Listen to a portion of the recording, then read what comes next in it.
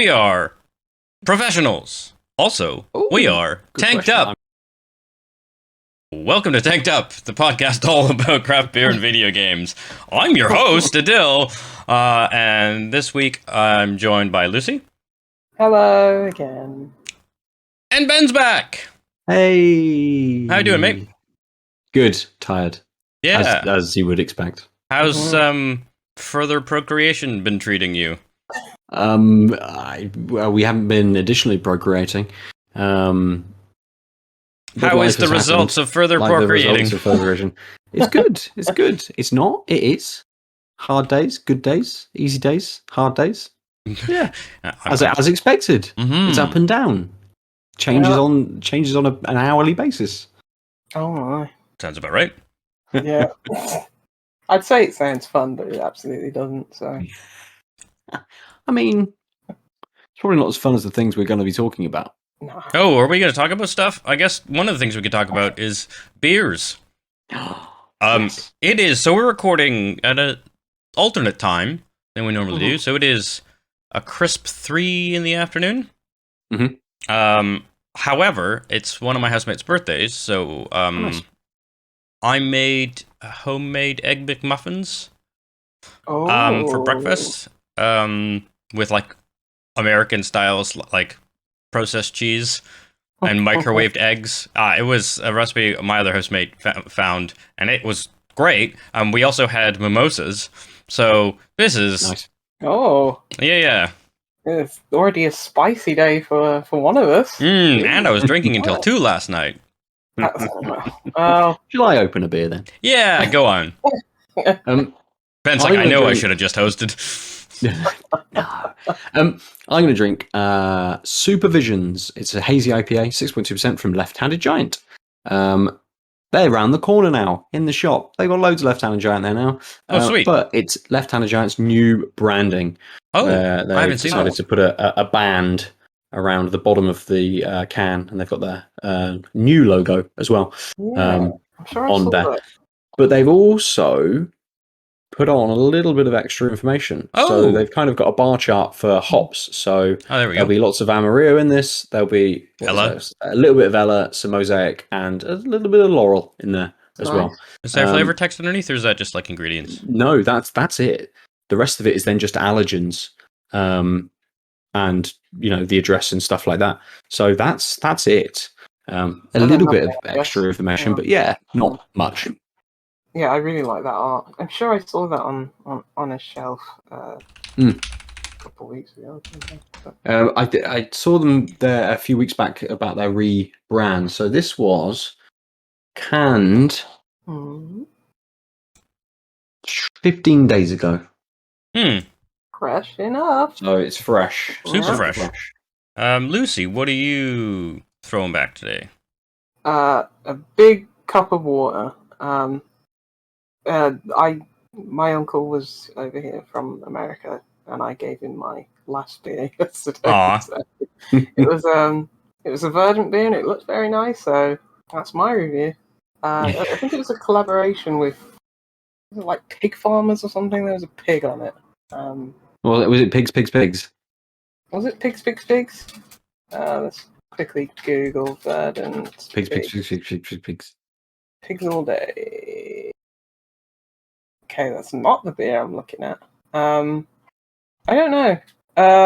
It looked nice. It was an IPA, and you know what? I could have done with it today, but Yeah. Well, I only see him like once every couple of years, so it's fine. Fair enough, yeah. what have you got, Aadil? I've got what do I got? I've got the Hilden. So I bought a Flavourly box out of curiosity, and so most of Flavourly's shtick, and I think that's going to go more that way, is that they are doing small batches with brewers.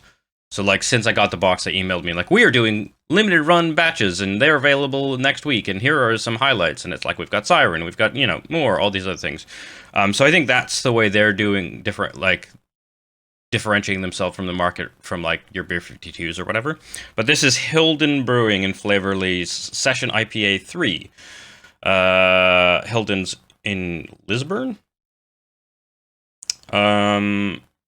Classic IPA, as the beer gets that little bit stronger, we add more hops to the mix. Classic Cascade and Centennial from the US of A, and Brewer's Gold from Old Europe.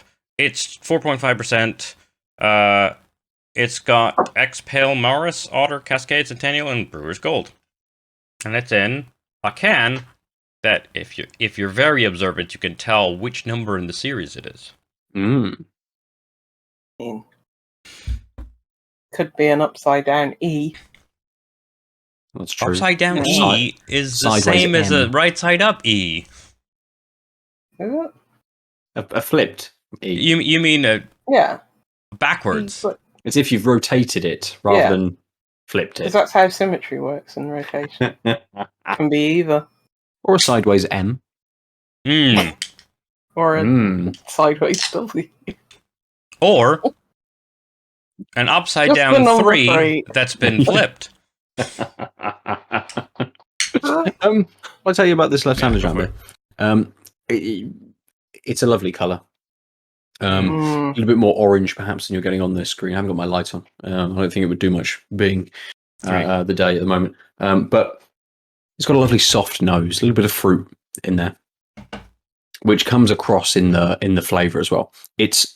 I think it was about 6.5%, something like that. So it's not 6.2%.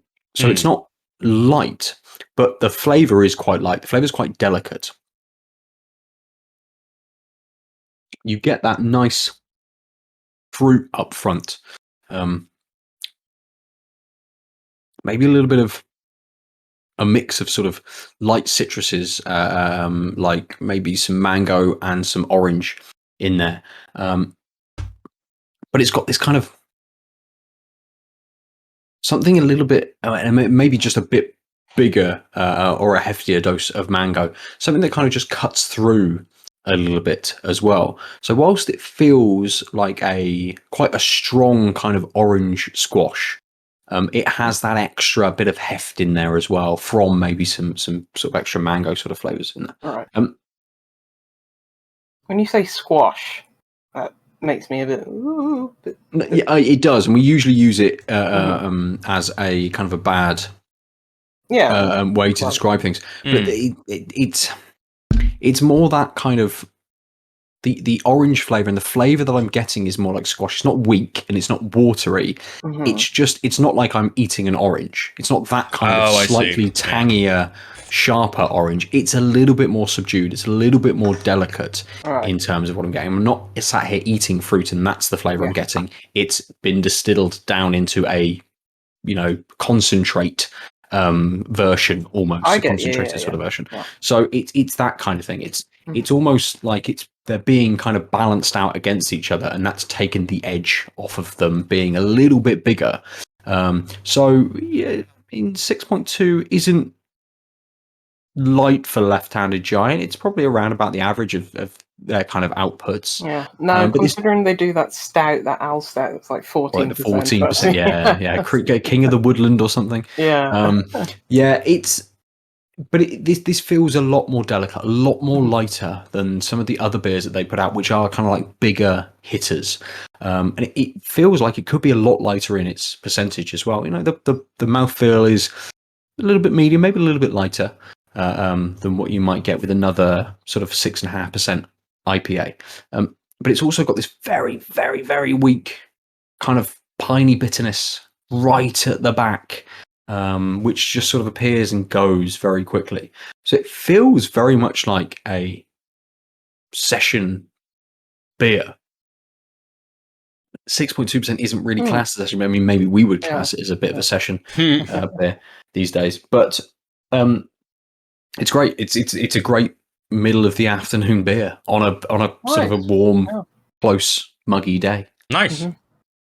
Mine is a session beer at like 4.5%. So again, like some would say sessions below 4. I'm glad that they no longer are the ones in control. And yep, it's yellow, kind of strong yellow. So it actually is probably a little less orange given the white balance of my camera. It looks like a lagerish. I was gonna say, and it is clear. You can see my hand through it. You can see my nose. I can see you. Not a lot of carbonation though. That's the only place I'd say maybe it doesn't look like a lager. Yeah, you can see that it did head on the Mhm. pour all the way to the top. It just has retreated in the couple minutes that Ben was talking. It's quite lemony on the nose. Still lagerish, yes. A little more like almost fake lemon, like cleaning product lemony. Just got a little bit of that, like a little too strong lemon. Not a lot of other depth, just like that sort of tart hit. Yeah, like one of those air fresheners you put in your car. Yeah. Luckily, it doesn't taste like that. Have you And it's so. tasted one of those I mean, I before? don't know if you can see on the camera just the sheer amount of bubbles going on. It's quite effervescent. I think that's good because it's a nice light touch. There's a surprising amount of maltiness coming through, though. Which is good because it immediately dispels the, is this a lager? And it lingers with a nice bitterness as well. A bit of pininess in the bitter. And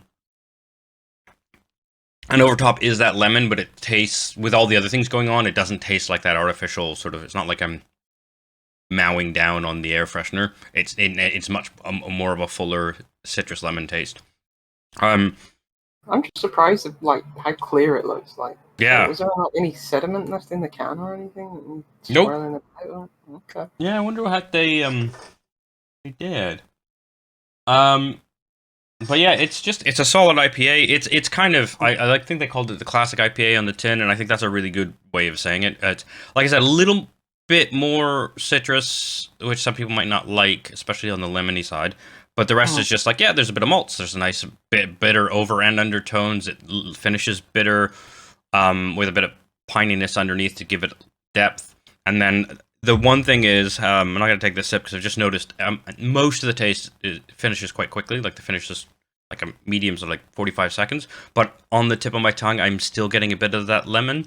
And it feels more like the sweetness of like a lemon cough drop because once everything else, once the bitterness retreated, the lemon doesn't have that extra stuff buttressing it, and it feels kind of fake again, which is a bit unfortunate.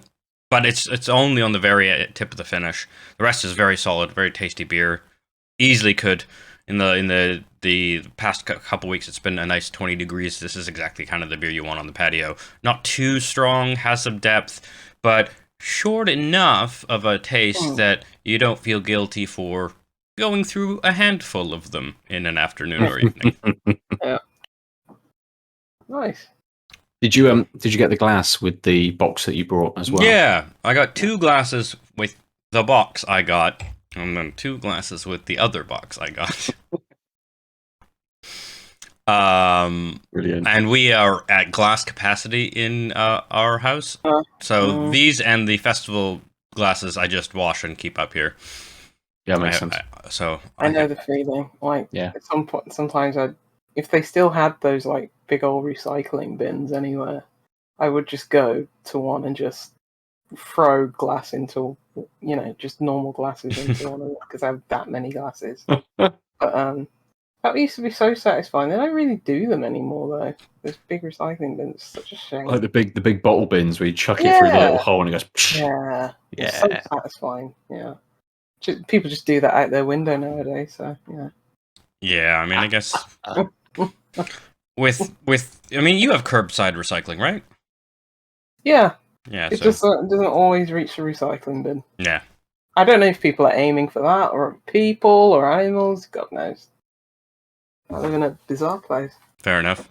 Wild West. The Commonwealth, Birmingham, great place. Come on. You excited about that? No, I didn't even know the Commonwealth Games were like big. I was just like, I've never watched this before in my life, so why is everyone so excited? And the trams haven't been running since they were built because Ben, I'm sure you're not a engineer or anything, but I'm sure you could say like, look, something's gone on here. Even a philosopher Aadil was like, tram shouldn't break every 5 weeks. No, that's very true. Unless maybe that there were people tied to the tracks at the Switch, and the solution was to just break the tram. Run it aground. I mean, it does go, on Broad Street, and there, used to be enough drunk people around there, so maybe right. Ben, it's been a minute since you've been on. Well, you've obviously been busy.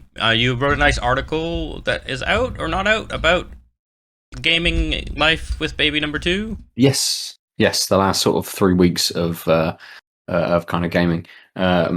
It's obviously one of those. I think it happened with Evelyn as well, where time just loses all meaning and days just merge into each other.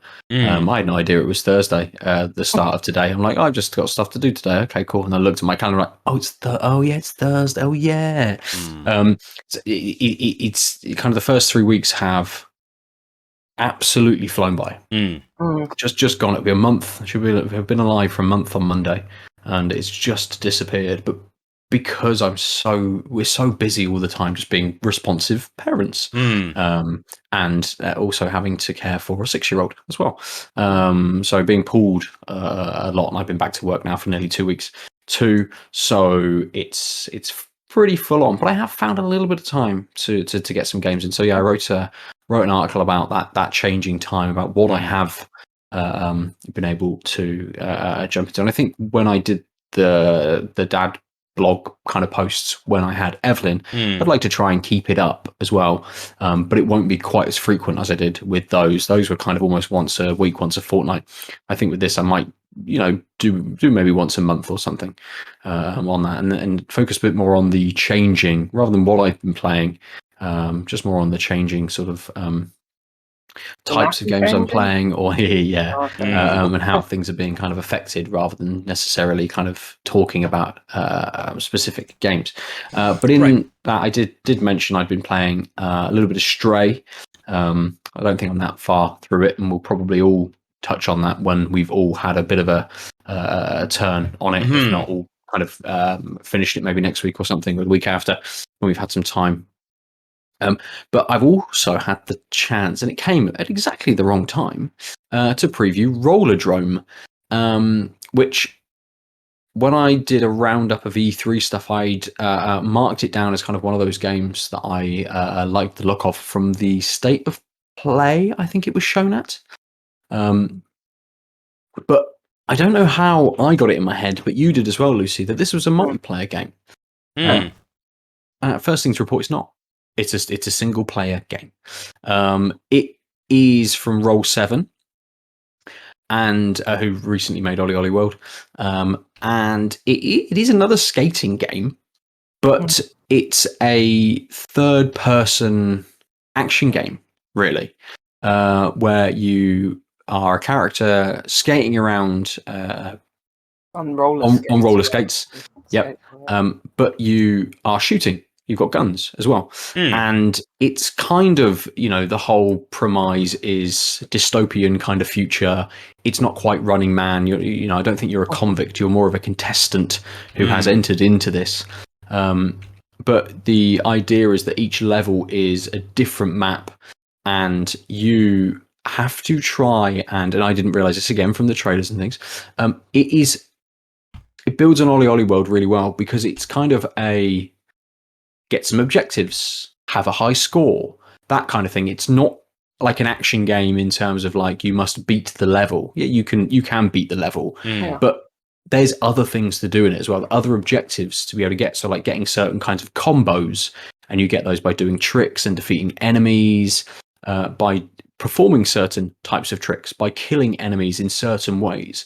And that adds lots to the game, I think, that it isn't just kind of breeze through, shoot some enemies in a level, move on to the next one. It gives you something to go back to do. So again, like OlliOlli World, where I was playing through a mission and there's maybe 3 objectives in that, and I was like, right, I've only hit 2 of them. I'll go back to that level and I'll try and get that other objective. And working through the world and just giving yourself, that there is that 100% kind of completion there for it, or is just that critical path of just moving on to the next kind of level. But it entices you to kind of go back in. But it also forces you to go back in and to beat objectives, because the game is set up in a way that you're almost in a tournament. So you have a block of 4 levels. You have to basically complete the level to open up the next one, and you would unlock all 4 sequentially through that. But to then move into what they are calling like the quarterfinals, where there are more levels, you have to have hit a certain number of objectives over those first 4 levels. So you've got to get like 30 objectives over those 4 levels, and there's 10 objectives that you can do. That then unlocks the next set of levels for you to kind of play through. And I've got to a point where I've just unlocked the semis, basically. I can only talk. I'm not allowed to talk about everything that I've done, because I can only talk up to, I think, level 6, which is as part of the kind of quarterfinals. So there's stuff that I won't mention, which is great. That's all I'll say. But it's set up in a way like OlliOlli World to get you to go back and to do things, to get you to hit those objectives, to make you go back and refine your run, to learn the moves, to get better and better and better at this. And it's an absolute joy to play, because it's so slick. Like the way that the movement works, entwined with the gunplay, is really, really good. So you don't have to keep pressing forward. Basically, press forward once and you will just move. And you can concentrate on everything else then, doing moves, shooting enemies, quite often doing moves and shooting enemies at the same time. You know, get on a grind, wall ride, and then try and sort of shoot your enemies either with your dual pistols or your shotgun, other weapons that become available. And it feels really good. Like, it feels responsive, it feels slick. It's made in a way where you can sort of see them go, right, we've done OlliOlli 1 and 2 and now World, and that's been the same kind of formula, and we've refined that a little bit and we've tightened it up. And they've then gone, well, what if we take that and we make it kind of like third person, and it's in like a skate park rather than a linear sort of set of tracks. And I think that translates over really, really well. And it isn't kind of, you sort of comes to mind when you think about that, or is it just kind of like Tony Hawk's with a bit of shooting? But actually the shooting is really good as well, and feels good, that it isn't just tacked on. It is part of that experience. And they've built in the idea, and practically how this works, it makes no sense, but you do a move, you replenish your ammo, right? You might do a grab off of a ramp and you'll get 3 bullets. So you're trying to constantly chain together moves to keep your ammo up, shooting enemies to keep your combo up, to either hit the objectives, or in the first instance, in a lot of these levels, I was just kind of, I just need to kill things. Don't worry about the objectives. Just understand what's going on. And it kind of just keeps you wanting to go back, because that play is so smooth but so satisfying as well. When you're going up a ramp and you're kind of spinning around doing a grab, and then there's an enemy right below you, and you just pull out your pistols and then roll out of it and just go straight up into the next ramp. It feels really good. It looks so slick as well. This is very encouraging to hear. Because a lot of people, including yourself, have been like, OlliOlli World, you know, stealthily, secretly, like, people's like one of the highest, you know, not game of the year kind of quality, but it's like one of those games that people really enjoy. Yeah. So I've never got on with OlliOlli World. I think because Tony Hawk controls are just entrenched in my brain. It's the reason I've never played Skate. But to see that, as you say, they've translated that good feeling kind of game with like really good progression kind of structure to it, and it's single player, and it feels really good. I'm just like, okay, this is ticking off a lot of boxes now. I'm actually pretty looking forward to this now. I just hesitant, like, after playing Neon White, which is so finely tuned, so good. If, you know, I'm ready to play another, not that this game won't be good, but it's like, if it's not as good as Neon White, which is very, very, very, very, very good, I might give it a bit more give it a bit more time before maybe I jump into Rollerdrome. But it sounds really good. It does, and there's lots of kind of previews out there as well because the embargo came up, I think, on Tuesday. Right. So there's a lot of previews out there, and it would be worth having a little bit of a research and seeing if anyone that has previewed it also played Neon White. Yeah. Just to, even if they don't make a direct comparison, just to look at the language that they use about Rollerdrome and see kind of what they're sort of saying about it. Yeah, I think that's absolutely. This is a game where it was like, oh, this looks really cool, but is it multiplayer? This and that, and it's gone from me going like, oh, I'll probably just look on from the sideline, see what people think, and now it's more like, okay, I think I need to play this game now. It's not a matter of if, it's when. So yeah, and something that it also has is a kind of a driving narrative as well. It's very secondary to just the play. But before I started, so after sort of like the tutorial levels, before I got into what was dubbed sort of like the training levels, you are, I think you're called Kara. You're basically walking around a locker room. And you're able to pick up on a few things and read a few notes that's been put down, and you can read the emails that have been sent through to you as well. And then in between training and the quarters, there was then the next sort of just space to walk around. You do that in first person, but it's picking up on the idea that the Rollerdrome kind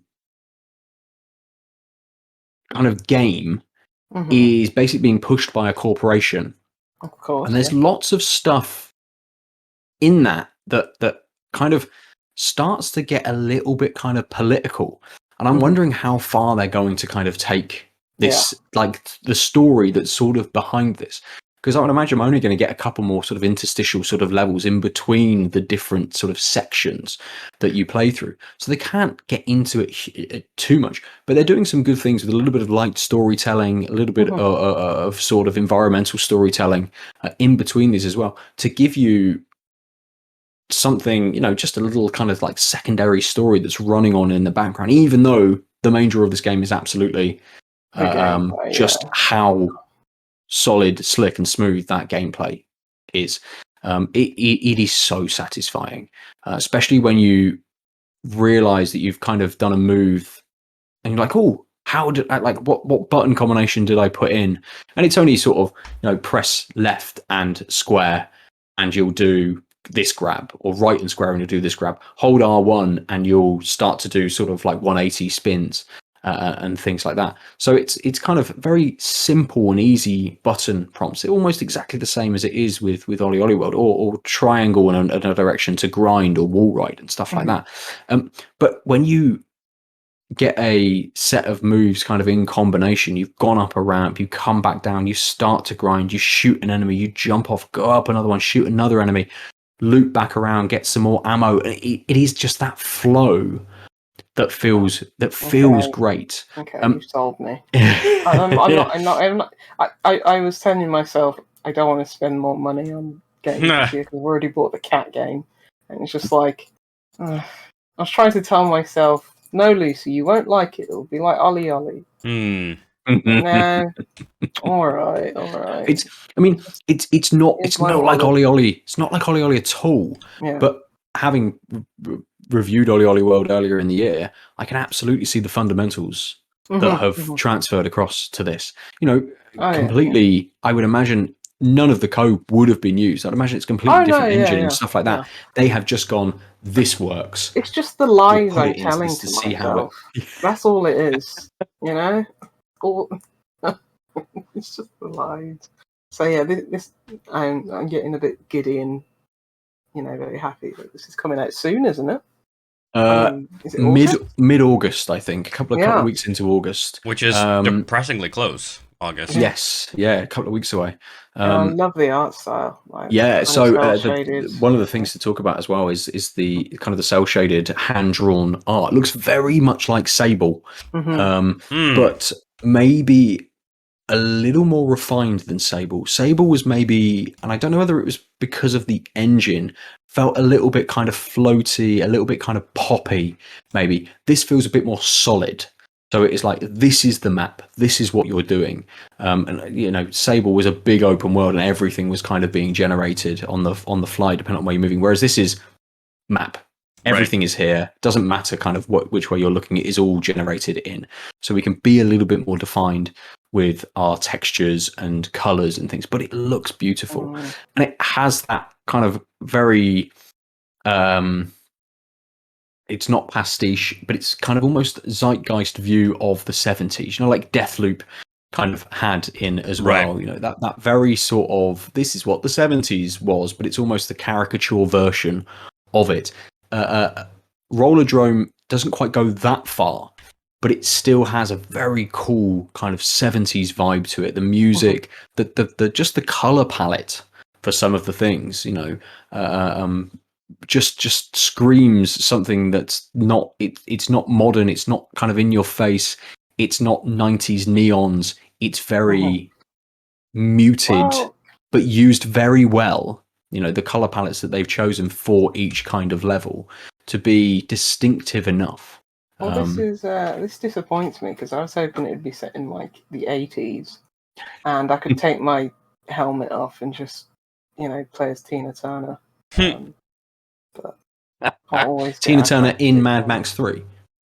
Yes. Because that would be more the tone, I would imagine. Yes, that's what I want this shooting game to be. And actually, some of the kind of enemies that you encounter, the guys that are kind of just the grunts, the foot soldiers who have baseball bats, so they're just like a melee attack as soon as you kind of get close to them, and there's a dodge on the circle button. And there's various things around dodging perfectly to be able to slow down time, to be able to shoot them, and these kinds of things as well, which works very, very well. But they do look a bit Mad Maxy, the enemy design. There's a bit of leather in there. There's a little bit of bear skin in there as well. There's definitely a little bit of a Mad Max vibe going on. Maybe it's late 70s, early 80s, Lucy. We'll say that instead, just to try and bring it in. Let me play as Tina Turner, please. That's all I want. Just Cara or whoever she is. Yeah, just get rid of her. Just play Tina. I think it's Steam and PlayStation. I think for its release, I've been playing it on Steam on the control pad. It suggests playing on a control. As soon as you jump into it, it's like, play this on a control pad. I haven't attempted sort of mouse and keyboard or anything to see what that difference would be, but it is very responsive on the pad. It just feels good to play. So yeah, there needs to be a demo. But yeah, it's out on 16th of August on Steam. I want a demo. Give me a demo. A demo would have been good. I don't know whether maybe a lot of the demos that we got in the next fest are for games that probably aren't coming out for a little while. So this game would have been in a position potentially to put a demo out. And I would say that actually the preview build that I have played, I don't see what they have got to do to make it the final version. There's probably lots of stuff in the background, but actually on a surface level, from the play that I have experienced, there doesn't seem like there's much to do. It's already at that quality of a final kind of product. So yeah, I mean, a demo is like, there's a preview build. It feels good to play. It is really good. It's a very good representation, at least I think, of what the final product is going to be. Do it, Raw 7. Do it. Just put out a demo, mate. Get these gifts, and it's like this slow mo bullet time, and yeah. It's got everything, Lucy. I hate video games. There's too many of them. Agreed. Yeah, like beers in that sense. Yeah, but I can only drink so many, and then I pass out. Whereas video games, I can just put those in an IV and just soak them up all day. I think for my kind of some people would have absolutely gone to town on this and just sat for a couple of hours and blitzed out level after level, gone in and maybe redone a few things, got some more objectives, gone back, moved on to the next one. Whereas I've been playing it because of the situation of new baby and life in shorter sessions, 15, 20 minutes. And actually, that's enough time to do a level. And there's no, like, whilst I might be compelled to go, I want to do something else, I can very easily put That's the pad good, down and yeah. go and do what I need to do and come back the next day or a couple of days later. And it's, Yeah. you That's know, what I like with, about Neon White. You can just pop in, pop out. Mm. But then I spent like 2 hours on like one level or something. I'm Mm. trying to get a high score, so that's a fallacy. But yeah, the Game that'll be it, Informer. Lucy. You'll be sat on here for hours just on one level, just trying to bash it out. The Game Informer preview. It's titled "My Rollerdrome Preview is Late because I can't stop playing it." So Nice. yeah. Yeah, and it's got a lot of love in the previews from some of the bigger outlets as well.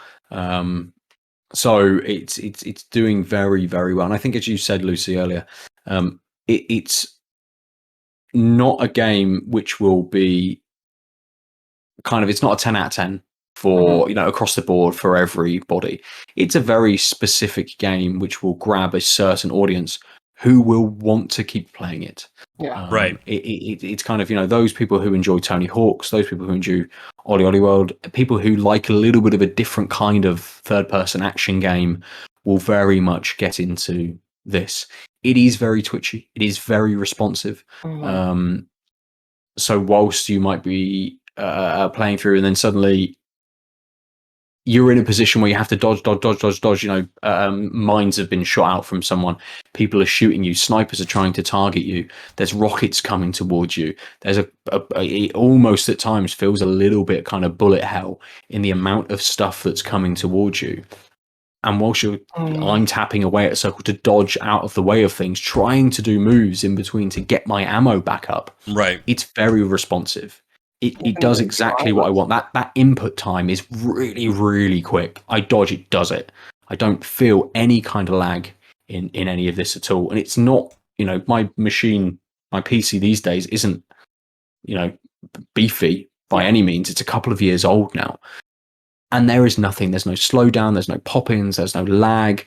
So far, technically, on my very middling machine now, it is running really, really well. Just let me know if it plays on Steam Deck, and I'm there day one. Does Steam tell you now whether it plays on? It has Steam a Deck list on the store page. Yeah. I mean, on the Steam Deck, it does. I think. Sometimes they're verified before they even come out, and I think that will usually just be like a post by the developer. Right. But then on the day that it comes out, if it is verified, it will say that. But yeah, it looks very good. What are the sounds like? Are there like any? They're dings, because I've got the Power Wash Simulator ding just hardwired to my brain now, and that's what I crave. Does it have good sounds when you pull off things? I don't think it sounds when you pull off things. A lot of the time, it's like weapon sounds, explosions, gunfire, that kind of thing. That's the thing I picked up most on. I don't think there's any kind of arcadey sounds, or if there are, I've removed them from my mind completely. There's some in Neon White, and when you just pop off an enemy, and it's got good sounds. I think I'm basically a gambling addict, and I don't know it. Power Wash Simulator and Neon White have just opened up my eyes to my sick habits. So, yeah. I mean, long may they continue, Lucy, as long as you're safe and you're not, spending all of your house savings on actual loot boxes and things. Oh God. Can you imagine? Just need that little dopamine hit in a different kind of way. I mean, if there's random loot boxes for a Tina Turner outfit, then mate, Tina Turner, welcome to the Rollerdrome. DLC pack would be perfect, wouldn't it? How come I'm not a game developer? Because that's the first thing I would have pitched to the publisher. I would have said, "Get out." I'm sorry, we can't license Tina Turner. There's absolutely nowhere they're going to let us do that. Just a woman with hair. Yeah. It doesn't even need to be Tina Turner. Just leather bodice. She's well away. Big old boots. Like she couldn't be in boots because she's in roller skates. Boots with roller skates. I didn't on. think you were saying boots at first. No, that sounds really exciting. I'm very much looking forward to that. So. Well, talking of big old boots, the Akara's in like a jumpsuit almost. Mhm. So I don't think they've put time into things like jiggle physics or anything like that. So you have to even have that conversation, which is nice. Unless they put Tina Turner in, and then it's probably that would be needed, I would assume. Just if you are curious, store.steampower.com/great-on-deck gives you a bit of a navigatable list of games that have all passed the compatibility checks and are rated as great experiences on the Steam Deck. Oh, nice. Unfortunately, so store.steampower.com/great-on-deck. Oh, However, if you go into the Steam client, it's not obvious how you can get there. Oh wait, I click Steam Deck icon. That makes me buy one. It's like a separate page buried within. Well, like something I else. googled it, so I got to the page, right? Like on the browser, but on the app, I don't know how to. Like you have to navigate to a place. I don't know how you get there. It'll just. I mean, I think on the Steam Deck's version of the Steam Store, it has that built in, right, Lucy? Yeah, and it tells you all the verified games on there, but a lot of the times, I think usually you're gonna just have to hop in and see. Yeah. And more often than not, you'll just be playing the game. You'll even forget to change anything. A lot of games just work straight out of the box, even if they're not verified. So it's a wonderful piece of machinery. I think Rollerdrome would be a very good fit for Steam Deck. I've liked it being on a big screen. Yes, playing it absolutely. Whilst it's not kind of screen space kind of intensive and heavy, it presents sort of Akara kind of in the middle, rolling through the screen, and you have a nice wide view of kind of where everything is around you. I think maybe being down on that sort of size would work. As with some of more action games, and I don't know how many action games you've kind of played on Steam Deck, Lucy. I would imagine a little bit gets lost, perhaps, just because of that sense of scale, maybe. Yeah, because I was looking at this, I'm like, this would look really good on my, what's this, 32-inch? I can't even remember, 27, 32.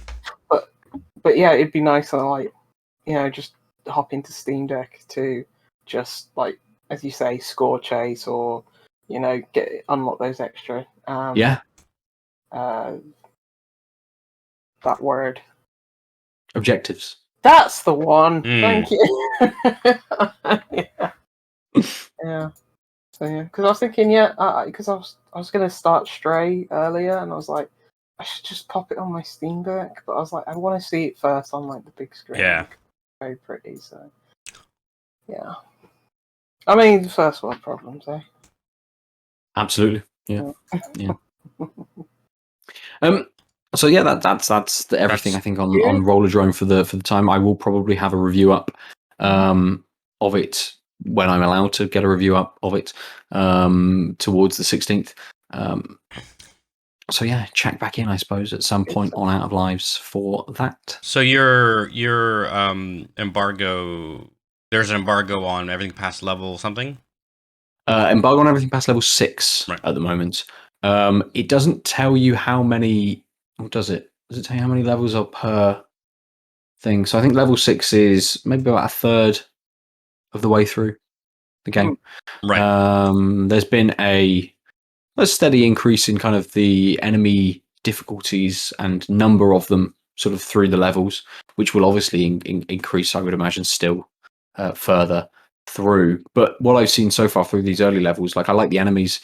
It's kind of good that there's a variety of them as well. Different weapons work better on different enemies and things like that. So you're switching weapons on the fly as well as you're trying to defeat sort of different groupings or multiple waves of kind of enemies and things. And they don't all appear on the map at the same time. So you might jump in and there's only 5 of them. And once you've defeated all 5, or once you've defeated 4, another 5 might appear, which will be sort of a different combination of them. And I think what helps is they don't move around the map. So they basically are an enemy that generates here, and it might have a little radius of movement, or a kind of a big radius of movement, but in specific spaces. Yeah. So you're the one that's moving. You're not just being chased around the map by enemies constantly and having to kite things around. Consistency for score chasing and stuff like that. Cool. So again, that's a part of it is you can get in, and some of the early ones, I'm like, right, I know where the combo tokens are now, so I can shoot a few enemies, hit a combo token, which will add an extra combo multiplier on. Oh, nice. Come down the ramp, get my ammo up, hit another enemy, zoom off, get another combo token, and some of them like hit 15. One of the objectives, hit a combo of 15. Like, cool, I know my run. Yeah. So you can absolutely go into it like that as well, rather than just going in for the carnage. So. Great game to watch speedrunners play. Absolutely, yeah, definitely, definitely. Some of them are one of the objectives. Beat a certain score, and if you don't get a good time, you lose points on said score. So you need to hit it in 3.5 minutes, 4 minutes, rather than 5.5 minutes, which is what I've been taking to do it. So there is that run there, and you will absolutely get people who can optimize those maps to perfection. So yeah, this will be a really good one to watch at summer games done quick and things like that. So yeah. Did you say it has leaderboards, or is it, or are they not unlocked? It might have leaderboards, but I haven't seen that yet. If it is a feature, it hasn't popped up. There's also another mode. I can't remember what it's called. Something blood, which hasn't opened up yet. It'll be interesting to see what that is as well. Because I'd imagine that will open up for, say, review purposes potentially. Unless that's the multiplayer aspect of it, and this is why we think there's some kind of multiplayer thing to it. But who knows? I'll report back on all of these things. Yeah. Plenty of time before release. I need to go. Yeah, I was going to say. Would you like me to tell you about my beer? I was hoping you would. Yeah. I love it. It's great. It's really, really nice. I got a little bit of maybe. I was thinking about sort of the more citrusy side of things. The more I drank, you get a little bit more of like a soft stone fruit in there as well, nice. which isn't maybe like mango, but is more like peachy or apricot, something a little bit lighter, which kind of is that extra bit that I was saying. There's an extra kind of thing in there. It might be a bit more mango, but actually it's something more like peach. It's just sat in the background, kind of pulling everything together in it. And I'm not a big fan of like a beer which is just kind of those softer stone fruits. If it's just peach, if it's just an apricot kind of beer, I'm not a big fan of those. But used as a basis to kind of have other things going on, a bit of orange, maybe a little bit of mango in there, some bigger citrus stuff, then it ties it in really, really nicely. So that's a big win for me today. Supervisions from Left Handed Giant. Excellent. On my side, the only thing I wanted to add is, again, really great session IPA. As I got used to things, a little more of the citrus got a little broader, a little more, so it wasn't just this lemony. There's a nice little tangerine undertone to it, just like a bit of a sweet orange, which is really good and helped make me the reservations I had kind of faded. So again, that lingers at the same pace as the lemon. So after the piney bitterness is gone, I'm not left with fake lemon. It's a little more fuller of a citrus taste. So that was great. And really solid beer. I'm gonna have to look out for Hilden for stuff that they've done outside of Flavourly, just out of curiosity now. Yeah. I've never come across them before. No, yeah, me neither. There's like 3 different Hilden cans in the Flavourly 24. Okay. So I might tell you about what I thought of them next week. Brilliant. Wow. Good. Right. It's good catching up with you, Ben. Absolutely. I will be back more next week as well. Yeah. Hooray! Yay. See if I'm just as tired at 3:00 in the afternoon.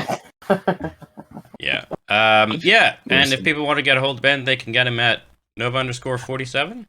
Yes, exactly. And I put up a couple of things over on outoflives.net as well. A little bit of writing too that I found a tiny bit of time for.